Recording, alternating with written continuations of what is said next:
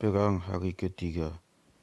Ketika fajar hari ketiga, perang Bharatayuda menyingsing. Duryodhana tidak bisa lagi menahan kekesalannya pada Bhisma, terutama karena kekalahan Kaurawa sehari sebelumnya.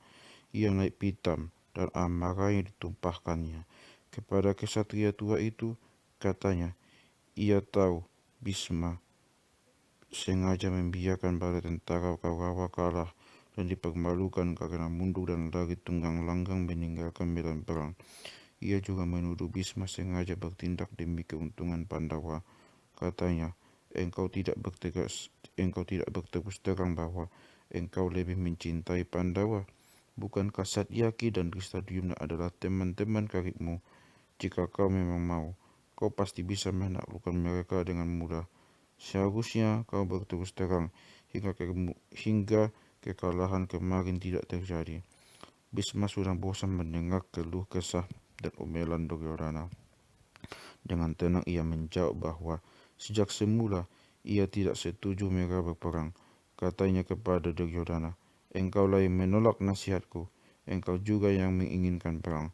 Aku sudah berusaha menghindarkan peperangan ini, tetapi aku gagal. Sekarang aku laksanakan kewajibanku dengan sekuat tenaga. Bagiku, ini tugas mulia dan kulakukan ini dengan seluruh jiwaku, meskipun aku sudah. Setelah berkata demikian, Bhisma mengaduk bala tentaranya dalam formasi burung Garuda. Ia sendiri berdiri paling depan di ujung paruh Garuda. Duryodhana berada di belakang sebagai kekuatan pada ekor Garuda. Segala sesuatu diatur rapi agar kekalahan besar yang terjadi pada hari kedua tidak terulang. Pandawa tidak ketinggalan dengan menangan di hari kedua, agar pada hari ketiga bisa menang lagi. Drestadyumna dan Dhananjaya mengatur pasukan mereka dalam formasi bulan sabit untuk menghadapi formasi burung Garuda yang digelar pasukan Kaurawa. Di ujung kanan formasi burung sabit berdiri Bima, di ujung kiri berdiri Arjuna. Masing-masing memimpin sepasukan bala tentara yang tangguh. Pertempuran hari ketiga berlangsung sengit. Kedua pihak sama-sama kuat. Anak panah berlesatan di udara, bagaikan hujan di siang yang cerah. Pasukan berkuda dan penunggang gajah saling menerjang dengan dahsyat. Hentakan kaki-kaki binatang itu membuat debu berterbangan membubung ke angkasa. Mula-mula, ujung kiri bulan sabit maju dipimpin Arjuna. Mereka melancarkan gempuran-gempuran hebat. Arjuna maju di bawah hujan anak panah dan tombak, tetapi semua bisa ditangkisnya dengan busur yang termasuk kesaktiannya. Pasukan Kaurawa yang dipimpin Sakuni berhadapan dengan pasukan Pandawa yang dipimpin Satyaki dan Abimanyu. Sakuni berhasil menghancurkan kereta Satyaki. Lompat ke kereta Abimanyu, kesatria itu terpaksa melompat ke kereta Abimanyu dan bersama-sama mereka membalas menyerang pasukan Sakuni. Hanya dengan waktu singkat, kedua kesatria itu berhasil memporak-porandakan seluruh pasukan Sakuni.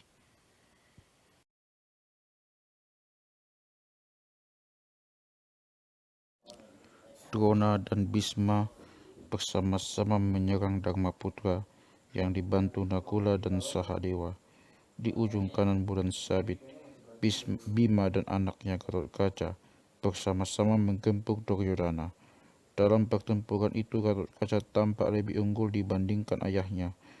Ketika pertarungan antara Gatotkaca dan Duryodhana sedang berlangsung seru, Bima menghujamkan tombaknya yang berat ke punggung Duryodhana. Putra Dhritarashtra itu langsung terkapar tak sadarkan diri di keretanya.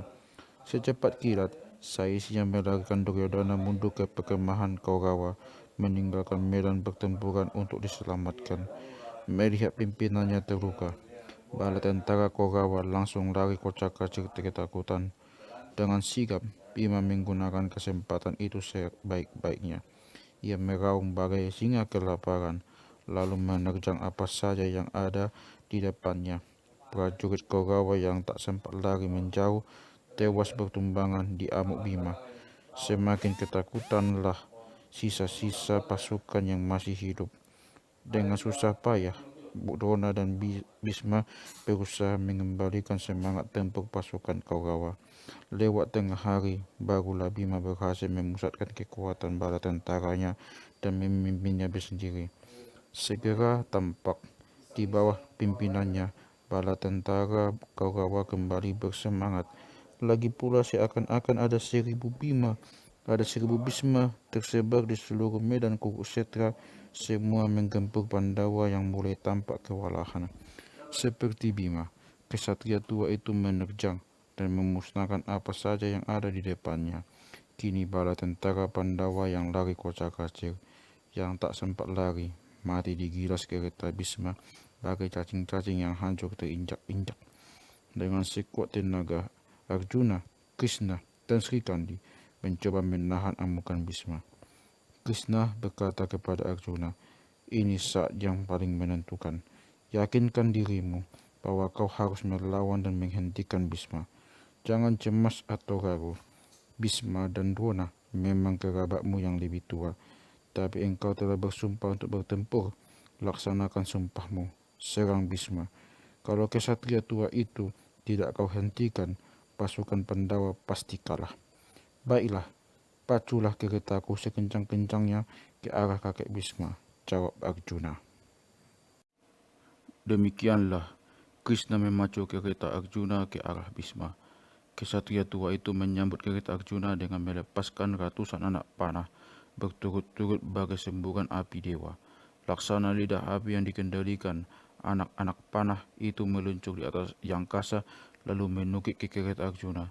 Bagai menapis ikan dalam kolam, Arjuna menangkis sebuah anak panah Bhisma dengan busuknya. Sesungguhnya di dalam hati, Bhisma sangat bangga melihat Arjuna dengan tangkas mengalahkan setiap lawan-lawannya. Ia yakin betapapun hebatnya serangannya, Arjuna pasti bisa mengelakkannya. Di lain pihak, Arjuna tidak membalas serangan Bhisma karena ia sangat menghormati dan menyayangi kesatria tua itu. Yang dilakukannya adalah hanya mengelak dan menangkis, sekalipun tak pernah membalas. Melihat itu, Krishna tidak puas. Kalau Arjuna terus bersikap demikian, pasukan Pandawa akan kehilangan semangat dan mereka akan terpaksa menerima kekalahan. Krishna berusaha mengendalikan kereta Arjuna dengan sebaik-baiknya, tetapi karena serangan Bhisma sangat gencar, kereta itu oleng dan beberapa kali nyaris roboh terkena lemparan tombak Bhisma. Akhirnya, Krishna tak sabar lagi dan berkata lantang, "Arjuna, kalau engkau terus mengelak dan menangkis tanpa pernah membalas, aku sendiri yang akan membunuh Bhisma." Sambil berkata demikian, Krishna melepas tali kekang kuda, lalu melompat turun dan mengambil ancang-ancang untuk melepaskan senjata cakranya yang amat sakti ke arah Bhisma. "Dengan membunuhku, berarti kau membebaskan aku dari cengkaman kehidupan di dunia dan menolongku untuk kembali bersatu dengan Hyang Widi." Arjuna yang semula terpana melihat Krishna melompat turun menjadi sadar mendengar kata-kata Bhisma. Ia tidak bisa menerima hal itu. Segera disambarnya Krishna dan dipaksanya naik kembali ke keretanya. Ia tidak ingin Krishna bertindak nekat karena kurang sabar. Karena itu, kepada Krishna ia berjanji akan melakukan tugasnya dengan baik. Setelah berkata demikian, dengan tangkas dan cepat, Arjuna menyerang dan menerjang pasukan Kaurawa. Dengan waktu singkat ia menewaskan beratus-ratus orang. Sekali lagi, bala tentara menerima kekalahan besar.